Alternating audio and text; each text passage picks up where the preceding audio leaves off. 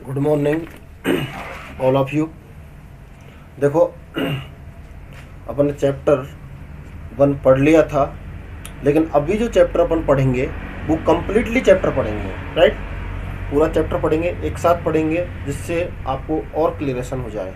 ठीक है भाई, पहले चैप्टर में आपने देखो वितरण पढ़ा, घनत्व पढ़ा, वृद्धि पढ़ी, सारी चीज़ें पढ़ी आपने, है ना। फिर भी एक बार दोबारा से ये चैप्टर पढ़ेंगे अपन, और एक ही बार में, एक ही वीडियो में अपन क्या पढ़ेंगे, कंप्लीटली पढ़ेंगे पूरा का पूरा, जिससे आपको अच्छे से समझ में आ जाएगा। ठीक है, देखो, एक हर बार बच्चे बोलते हैं सर क्या हटाए क्या नहीं हटाए, बाकी तो अपन ग्रुप में डालते रहते हैं कि ये चीज़ हट गई है, ये चीज़ अपन को पढ़नी है।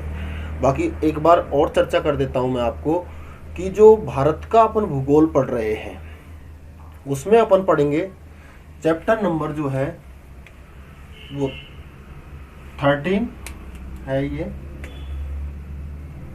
13 है और 14, दो चैप्टर ये पढ़ेंगे। उसके बाद 18 जो चैप्टर है एग्रीकल्चर वाला, उसमें से कुछ हिस्सा पढ़ेंगे अपन। 19 पढ़ेंगे, 20 पढ़ेंगे, है ना। 19 पढ़ेंगे, 20 पढ़ेंगे, उसके बाद 21 और 22 छोड़ देंगे। फिर राजस्थान स्टार्ट हो जाएगी, 23 पढ़ेंगे अपन, 24 पढ़ेंगे अपन और 25 पढ़ेंगे। तो राजस्थान के तीनों चैप्टर पढ़ेंगे अपन, 23, 24, 25, राइट। तो अपन चर्चा करते हैं इस वाले चैप्टर से, और ये चैप्टर जो अपन पढ़ेंगे वो पूरे के पूरे चैप्टर पढ़ेंगे, पूरे कंप्लीट, एक ही वीडियो में कंप्लीट। ठीक है, तो देखो इसमें है, पहली बात करते हैं अपन वितरण से। पहली जो बात होगी वो किससे होगी, वितरण से। तो वितरण के बारे में अपन ने चर्चा किया था, विश्व में किया था, भारत में भी किया था, और आगे राजस्थान में भी करेंगे। ओके, अब वितरण होता क्या है, वितरण का मीन्स फैलाव। कहीं जो पॉपुलेशन है वो कैसी पाई जाती है, सघन पाई जाती है, कहीं पर कैसी पाई जाती है, विरल पाई जाती है। ये भारत में, राजस्थान में, या हम पूरे संपूर्ण विश्व की बात करें तो वहां पर जो जनसंख्या का जो वितरण देखने को आपको मिलेगा वो कैसा मिलेगा, असमान मिलेगा। जनसंख्या का जो वितरण है वो कैसा है, असमान पाया जाता है। तो अपन ने विश्व में पढ़ा था, विश्व में क्या पढ़ा था अपन ने कि जैसे महाद्वीपों की स्थितियां पढ़ी थी कि सबसे ज़्यादा जो सघन है वो एक एशिया है, और सबसे विरल की बात करी थी तो अपन ने ओशनिया की बात करी थी। एशिया में कहाँ 372 करोड़ और कहाँ ओशनिया में 3.1 करोड़ जनसंख्या। ये रिपोर्ट मेरे अनुसार नहीं है, ये वॉशिंगटन की रिपोर्ट है, उसके अनुसार बताया है, राइट। अब देखो हम पढ़ेंगे भारत में, तो भारत में जो वितरण का असमान वितरण है वो कैसे है। तो देखो भारत में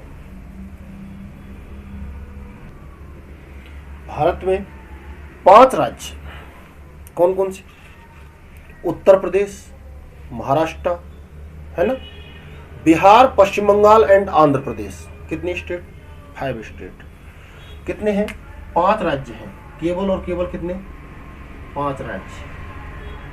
एरिया है 30%, एरिया कितना है 30%, 5 राज्य, एरिया 30%। और जो पॉपुलेशन है वो देश की पॉपुलेशन कितनी,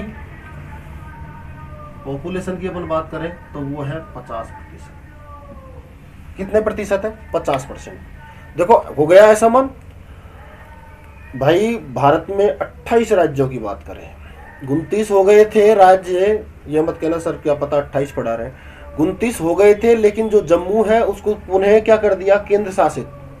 जम्मू एंड लद्दाख 2 केंद्र शासित, इट मीन 7 और 2 9 केंद्र शासित हो गए हैं, और राज्य कितने हो गए, 28। ओके, अपडेट पढ़नी चाहिए।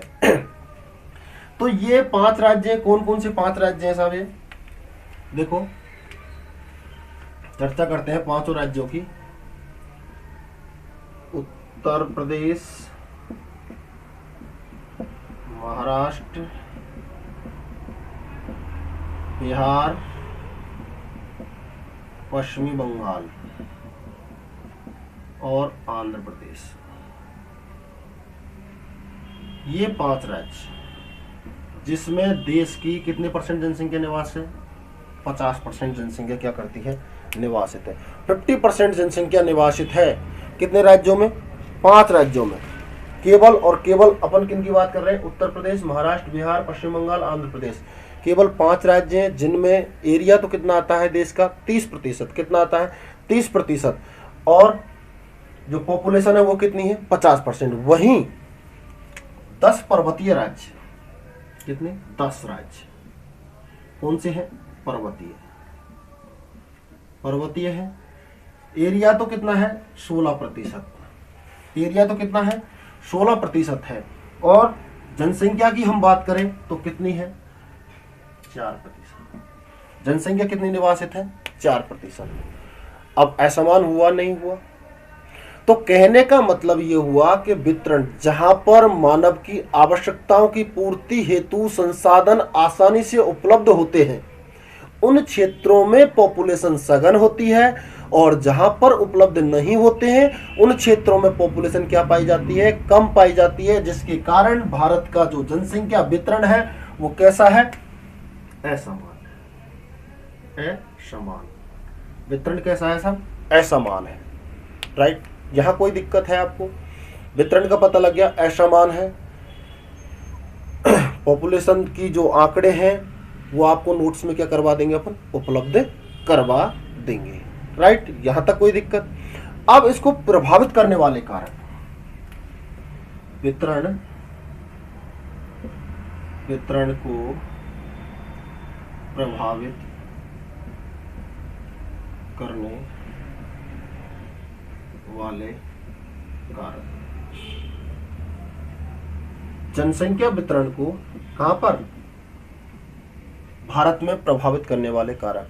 अब जनसंख्या वितरण को पूछे, जनसंख्या घनत्व को पूछे, भारत में पूछे, विश्व में पूछे, राजस्थान में पूछे, आपको एक ही फॉर्मेट पढ़ना है।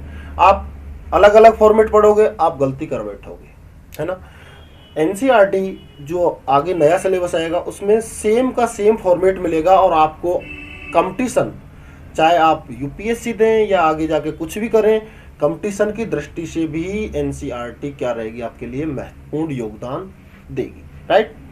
तो प्रभावित करने वाले कारक, देखो, एक प्रभावित करने वाला कारक होता है भौतिक। क्या होता है? भौतिक। दूसरा प्रभावित करने वाला कारक होता है आर्थिक। क्या होता है? आर्थिक। तीसरा प्रभावित करने वाला कारक होता है सामाजिक व सांस्कृतिक। ठीक है साहब। अब देखो, आप भौतिक की हम बात करें, भौतिक की हम बात करें, 3 प्रभावित करने वाले कारक। तो भौतिक में आपकी देखो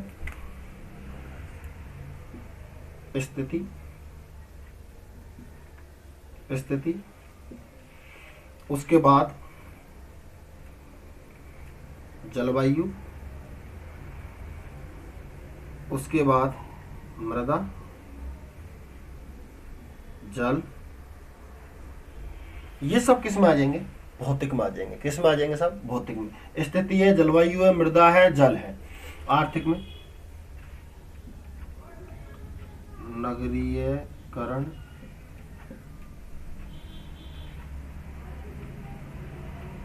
औद्योगिकरण, खनन, ये सब किस में आ जाएंगे? आर्थिक में, जिनसे धन कमाया जाएगा। ठीक है। आपने विश्व में पढ़ा होगा आर्थिक क्रिया, है ना। तो आर्थिक में, भौतिक में, और ये हो गया आपका सांस्कृतिक। अब आपसे क्वेश्चन पूछे कि जनसंख्या वितरण को प्रभावित करने वाले कारक बताओ, तो सीधे आप क्या लिख दोगे? भौतिक और आर्थिक। आपसे पूछे जनसंख्या वितरण को प्रभावित करने वाले 2 भौतिक कारक बताओ, तो आप क्या लिखोगे? स्थिति, जलवायु, इनमें से। आर्थिक में से पूछिएगा जनसंख्या वितरण को प्रभावित करने वाले 2 आर्थिक कारक बताओ, नगरीकरण, औद्योगिकरण या खनन। कोई भी 2 आप इसमें से लिख सकते हो। तो क्वेश्चन के हिसाब से आपको क्या देना है? आंसर देना है। राइट। अब देखो सब, भौतिक स्थिति, अगर स्थिति की हम बात करें, स्थिति मानव के अनुकूल होगी, मानव के अनुसार होगी तो वहां पर जनसंख्या कैसी पाई जाएगी? सघन पाई जाएगी। और विपरीत होगी तो वहां पर जनसंख्या क्या पाई जाएगी? कम पाई जाएगी। जैसे मैंने अभी बात की आपसे कि भाई 5 ये जो राज्य हैं इनमें 50% पॉपुलेशन, इट मींस यहां पर अनुकूलतम है। और ये 10 पर्वतीय राज्य इनमें क्या है? 4% ही पॉपुलेशन है। तो जैसे हम निम्न अक्षांश से उच्च अक्षांश की तरफ बढ़ते चले जाते हैं तो वहां पर आवश्यक दशाओं में क्या आती चली जाती है? कमी आती चली जाती है, जिसके कारण पॉपुलेशन क्या होती है? कम पाई जाती है। मैं आपसे विश्व में अगर 80 डिग्री उत्तरी अक्षांश या दक्षिणी अक्षांश की मैं बात करता तो वहां पे पॉपुलेशन क्या इतनी रहती जितनी चाइना में है? नहीं ना। क्यों?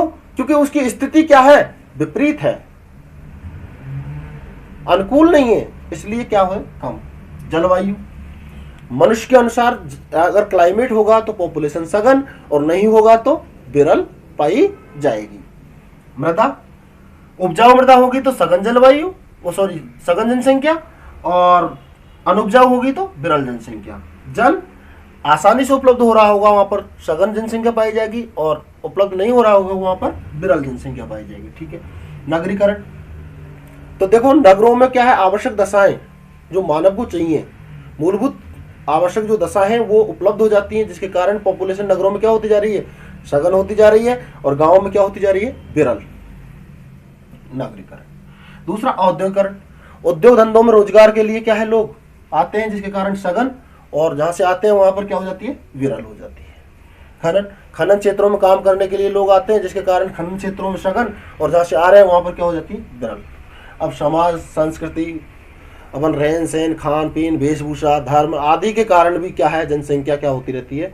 सघन और विरल होती रहती है। तो ये प्रभावित करने वाले कारक हैं, इनको ही ऐसे के ऐसे ही एडजस्ट कहाँ करना है? आपको घनत्व में करना है। देखो एक से ही काफी कार्य हो रहे हैं आपके, विश्व का भी हो रहा है, भारत का भी हो रहा है, राजस्थान का भी हो रहा है, और तीनों जगह आपको ये चीज पढ़नी है। यहां तक कोई दिक्कत? अब आगे पढ़ते हैं अपन।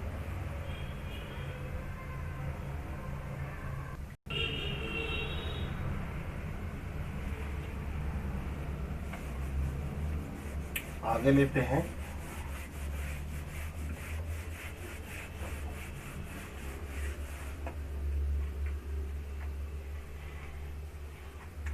घनत्व। क्या है? घनत्व। तो देखो घनत्व की चर्चा करते हैं अपन, सीधे शब्दों में समझोगे। प्रति वर्ग किलोमीटर निवासित लोगों की संख्या को जनसंख्या का क्या कहा जाता है? घनत्व कहा जाता है। 1 वर्ग किलोमीटर में निवासित लोगों की संख्या क्या बोलते हैं? जनसंख्या घनत्व बोलते हैं। क्या बोलते हैं? जनसंख्या घनत्व। और भारत का जो घनत्व है, भारत का कितना है? 382। ये ऑल ओवर भारत का घनत्व है। ये है ऑल ओवर भारत का घनत्व कितना है? 382 डेंसिटी है किसमें? भारत में। हमने विश्व में पढ़ा था कितना? 47, और राजस्थान में पढ़ेंगे कितना? 200। तो तीनों, ये वर्ल्ड, ये इंडिया, और ये राजस्थान। ठीक है। ये क्या है? डेंसिटी है। अब भारत में सबसे ज्यादा कहाँ है, सबसे कम कहाँ है? तो सबसे ज्यादा 2011 के अनुसार क्या? बिहार। बिहार कितना? 1102। सबसे ज्यादा किसकी है? बिहार की 1102। और सबसे कम बात करें तो अरुणाचल प्रदेश कितनी है? 17 व्यक्ति। 17 व्यक्ति। ठीक है। अब अपन को पता लग गया कि भाई सबसे ज्यादा कहाँ है? बिहार में। ये 2001 में पश्चिम बंगाल में था, लेकिन अगर 2011 के आंकड़ों की बात करें तो 2011 के आंकड़े ही पढ़ने हमको, और कहाँ? बिहार में है। कितना है? 1102 व्यक्ति क्या है? डेंसिटी है। क्या है? डेंसिटी है। और अरुणाचल प्रदेश में क्या है? 17। अब ये डेंसिटी निकलती कैसे है? तो घनत्व निकालने का सूत्र। तो घनत्व बराबर कहाँ? कुल जनसंख्या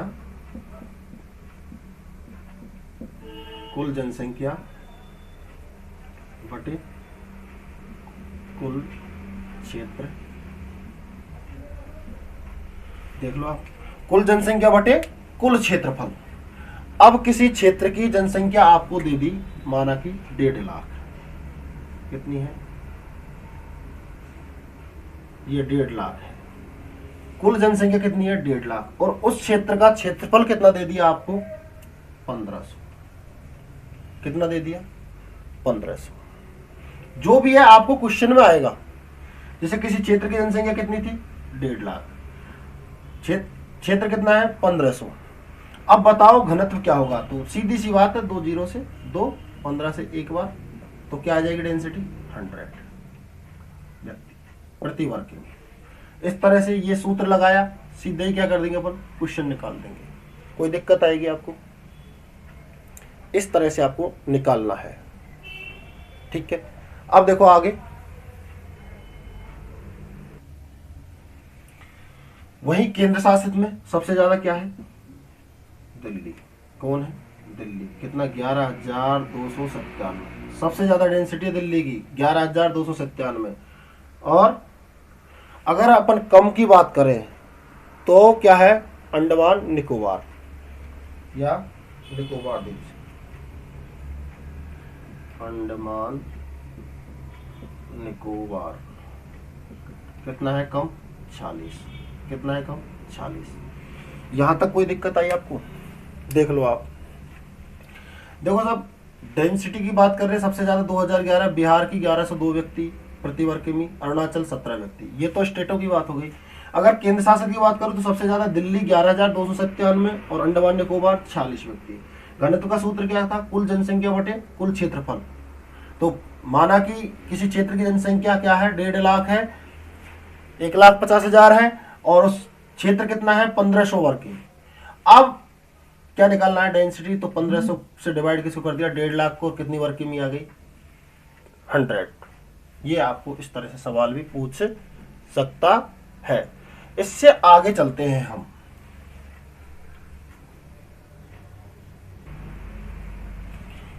भारत में जनसंख्या घनत्व को 3 भागों में बांटा है। घनत्व का वर्गीकरण। तो देखो कितने भागों में बांटा है, 3 भागों में बांटा है। कितनों में, 3 भागों में। कौन कौन से, उच्च घनत्व वाले, मध्यम घनत्व वाले और निम्न घनत्व वाले। 3 भाग। उच्च घनत्व वाले में 500 से अधिक, 500 से अधिक। इसमें 300 से 500, इसमें 300 से कम। तीनों का पता लग गया आपको, 500 से अधिक, 300 से 500 और 300 से कम। 300 से कम देख लो आप।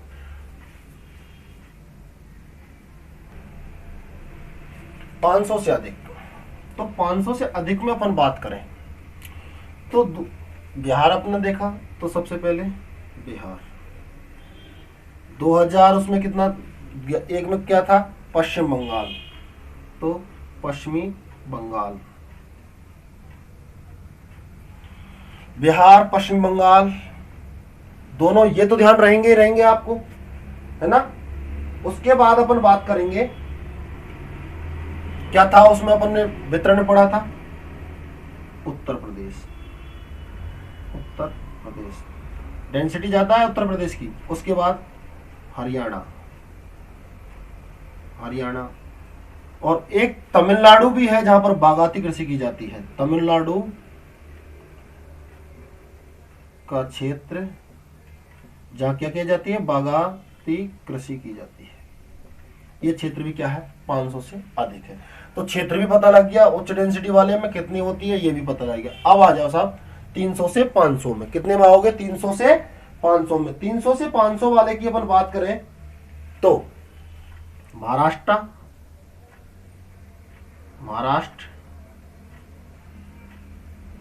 गुजरात, उसके बाद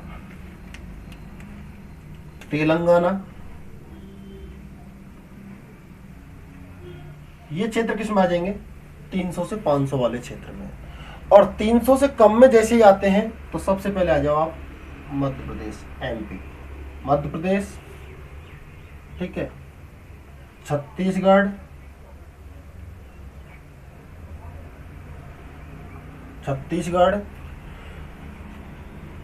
और इससे आगे जो अपन चलते हैं राजस्थान और कर्नाटक का पूर्वी भाग। हाँ, राजस्थान एंड कर्नाटक का पूर्वी भाग। ये क्या हो गया,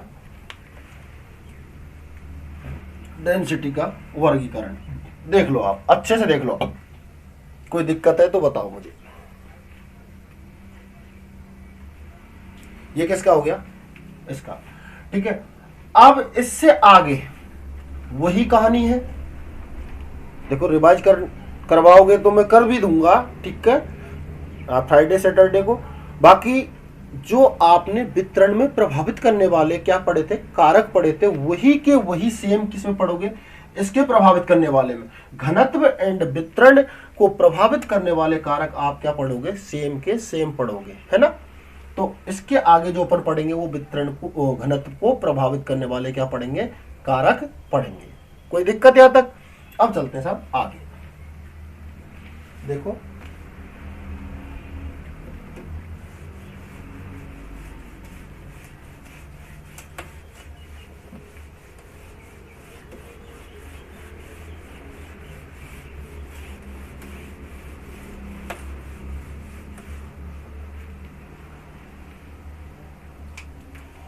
लेते हैं वृद्धि। क्या लेते हैं, वृद्धि। तो देखो वृद्धि का मीन्स समझो। आपने कहा वृद्धि बढ़ रहा है तो वृद्धि है ना, फिर कम हो रहा है तब क्या होगा, तो बढ़ना ही बढ़ना वृद्धि नहीं होता है। वृद्धि का मीन्स होता है परिवर्तन, चेंजिंग। तो वृद्धि की परिभाषा क्या निकलेगी, किसी निश्चित क्षेत्र में निश्चित समय के अंतराल में, निश्चित क्षेत्र और निश्चित समय के अंतराल में यदि परिवर्तन आता है, यदि क्या आता है, परिवर्तन आता है, तो उसे हम क्या बोलेंगे साहब, वृद्धि बोलेंगे। क्या बोलेंगे, वृद्धि। ध्यान रहे, स्मरण रहे, क्या बोलेंगे, वृद्धि, परिवर्तन। एक शब्द याद रखना है आपको, क्या रखना है, केवल और केवल क्या याद रखना है, परिवर्तन। किसमें, एक निश्चित स्थान व निश्चित समय काल में अगर कोई भी परिवर्तन आता है तो उसे हम क्या बोलते हैं, वृद्धि। वह परिवर्तन कैसा हो सकता है, ऋणात्मक, कैसा हो सकता है, ऋणात्मक, या कैसा हो सकता है, धनात्मक। परिवर्तन कैसा हो सकता है, धनात्मक। यदि कमी होती है तो उसे ऋणात्मक वृद्धि बोलेंगे, और अगर बढ़ोतरी होती है तो उसे हम क्या बोलेंगे, धनात्मक वृद्धि बोलेंगे। यहां तक मैं समझ रहा हूं, क्लियर हो गया होगा, ठीक है। अब साहब वृद्धि का पता कैसे लगाएं कि कम हो रहा है कि ज्यादा हो रहा है, कम हो रहा है कि ज्यादा हो रहा है। तो कहानी थी 1872 की।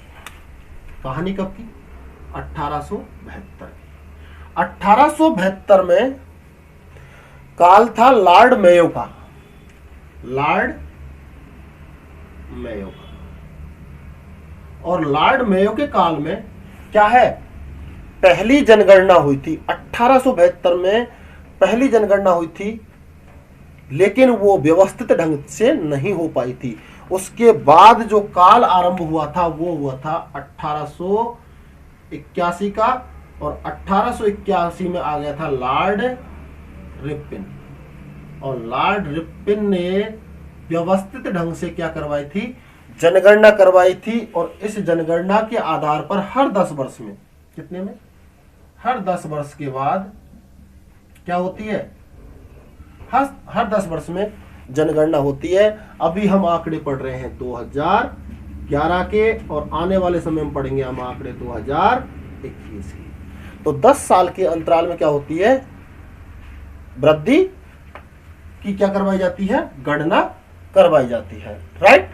यहां तक कोई दिक्कत है, यहां कोई किसी भी तरह का इशू है। तो अपन को पता किससे लगा कि जनसंख्या में भाई वृद्धि में कमी आ रही है या बढ़ोतरी आ रही है, किसे जनगणना करवाई। तो पहली जनगणना कब हुई? 1872 में लॉर्ड मेयो के काल में, और 1881 में किसके में हुई थी? व्यवस्थित जो हुई थी वो लॉर्ड रिपन के काल में हुई थी।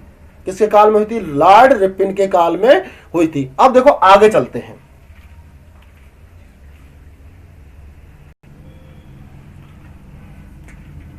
वृद्धि की अवस्था, वृद्धि की अवस्था। भारत में वृद्धि काल की क्या है? 4 अवस्था थी। एक तो क्या है? मंद, मंद वृद्धि काल। क्या है? मंद वृद्धि काल। दूसरा है स्थिर वृद्धि काल, स्थिर वृद्धि काल।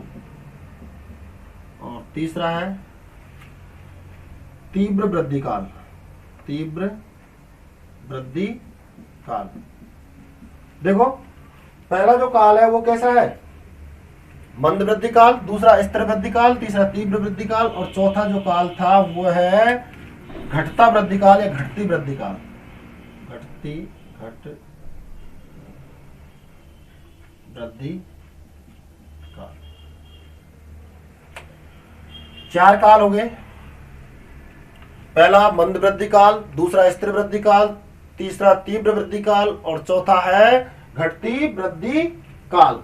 और ये देखो साहब 1901 से 1921, 1921 से 1951, 1951 से 1981, और 1981 से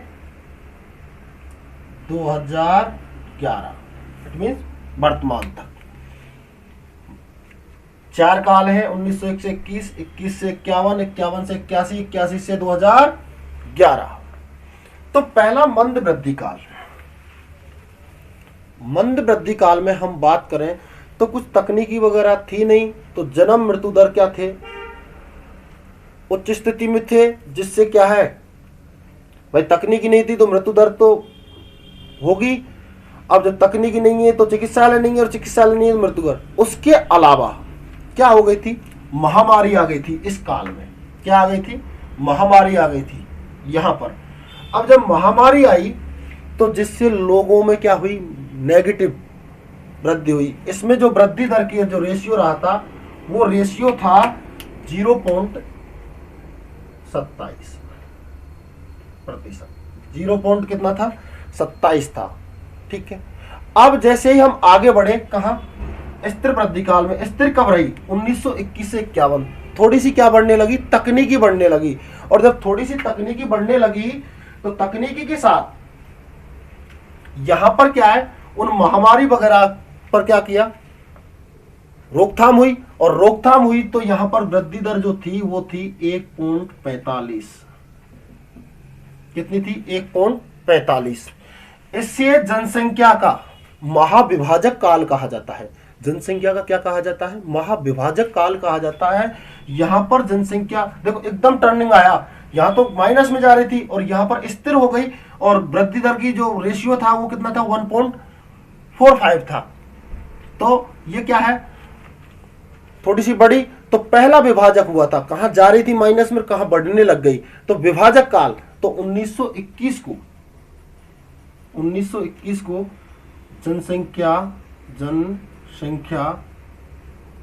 का विभाजक काल कहा जाता है। विभाजक काल कहा जाता है, राइट। 1921 को क्या कहा जाता है? विभाजक काल या प्रथम विभाजक काल कहा जाता है। यह भी ध्यान रखना है, प्रथम विभाजक काल। और द्वितीय विभाजक काल यहां पर। द्वितीय विभाजक काल कहां पर? 51 में। यहां क्या हुआ? तीव्र वृद्धि काल। जन्म दर उच्च हो गया, तकनीकी आ गई, मृत्यु दर क्या हुआ? कम हुआ। और उसके अलावा देश भी क्या हुआ था? आजाद। तो पड़ोसी क्षेत्रों से, नेपाल, भूटान, पाकिस्तान, बांग्लादेश, इन क्षेत्रों से लोग क्या हुए? तेजी से प्रवासिता हुई। तो तेजी से क्या बढ़ी? यहां पर जनसंख्या बढ़ी। और यहां पर वृद्धि दर थी 2.2। कितनी थी? 2.2। तो यहां जनसंख्या को क्या कहा जाता है? विस्फोटक काल। जनसंख्या का क्या कहा जाता है? विस्फोटक काल। तेजी से जनसंख्या, क्योंकि प्रवास और क्या हो गया था इसमें? प्लस। प्रवास क्या हो गया था? प्लस, जिसके कारण यहां पर जनसंख्या क्या हुई थी? तेजी से बढ़ी थी। किस काल में? तृतीय काल या तीव्र वृद्धि काल, जो 51 से क्या है? 81 है। 51 से क्या है? 81 है। फिर साहब आते हैं 81 से 2001 में। यहां वृद्धि दर का रेशियो 2011 में जाके क्या रह गया था? 1.64। घटती हुई, कहने का मतलब है बढ़ती हुई पॉपुलेशन को देख करके सरकार ने क्या है? विभिन्न नीतियां अपनाई कि भाई इस जनसंख्या को क्या है, जो विस्फोट की तरह बढ़ रही है, उसको क्या किया जाए? रोका जाए। और ये 2.2 से घट करके कहां आ गई थी? 2011 में 1.64% के आ गई थी, जिससे क्या है? ये घटती हुई क्या आती है? प्रतीत आती है।